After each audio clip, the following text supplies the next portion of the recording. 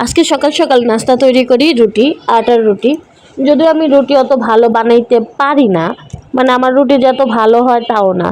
মা চাচিদের মতো আমার রুটি অতটা গোল হয় না, আর অতটা ভালোও হয় না। যে তারপর আমি যা পারি এখন নিজে খাওয়ার মতো হইলেই হইছে। তো মোটামুটি এই তো রুটি, সকালবেলা রুটি বেইলা রুটিটা সেইখানি। অনেকে পরোটা একটু অন্যরকম সাইজের বানায়, বাট আমি পারি না। আমি এরকম করে গোল গোল করে তেল দিয়া ভাইজা নিয়ে পরোটা বানাই, আর তেল ছাড়া রুটি বানাই। তো আজকে সকালবেলা রুটি ছিল, আর আমি হামজার জন্য একটা ডিম পোস্ট করি। তো ও আবার ডিম পোস্টের মধ্যে পেঁয়াজ মরিচ দিলে খায় না। ডিম পোস্টটা আমি শুধুমাত্র এভাবে লবণ দিয়েই ফাটায় নিয়ে তারপর ডিমটা ভাজি। এই তো আমার ডিম ভাজি শেষ। এই ডিম ভাজির সাথে ছিল আলু।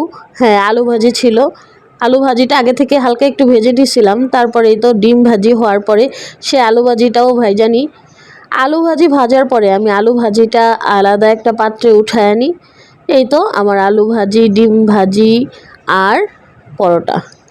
এরপরে আমি এখানের মধ্যে এই আলু ভাজিটা করার পরে দেখে নিলাম যে আলুটা সিদ্ধ হয়েছে কিনা। তারপরে আমি এখানে দিয়ে দিই, গত রাতে আমি মুরগির চামড়া দিয়ে আলু দিয়ে একটা তরকারি রান্না করছিলাম। ওটা ছিল, ওটা একটু গরম করে নিই। আমার কিন্তু কীরকম মুরগির গিলা কলিজা চামড়া তেল তেল করে ভাইজা আলু দিয়া অনেক বেশি মজা লাগে। আর এটার কালারটা কিন্তু সেই জোস হয়েছে। আর দেখো, এটা এত ভাজা ভাজা হয়েছে, বট ভাজির মতো হয়ে গেছে, অনেক মজা খাইতে।